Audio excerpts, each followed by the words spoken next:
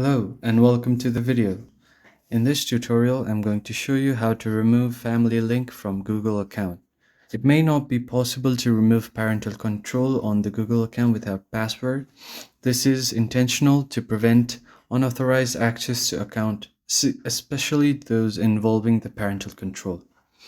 So I'm going to show you how you can remove the family link from Google account from the host device, that is the Google Manager account. So first of all, you'll have to open your phone settings, then scroll down until you find the Google services, tap on Google, and then tap on Manage your Google account.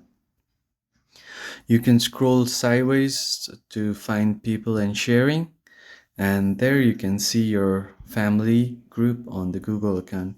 You simply tap on the member that you want to remove, and then tap on Remove Member.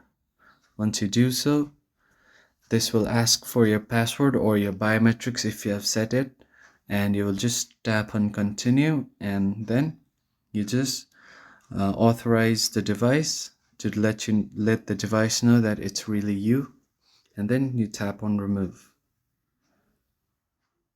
And this is how you can remove a family member from Google account. Thank you for watching.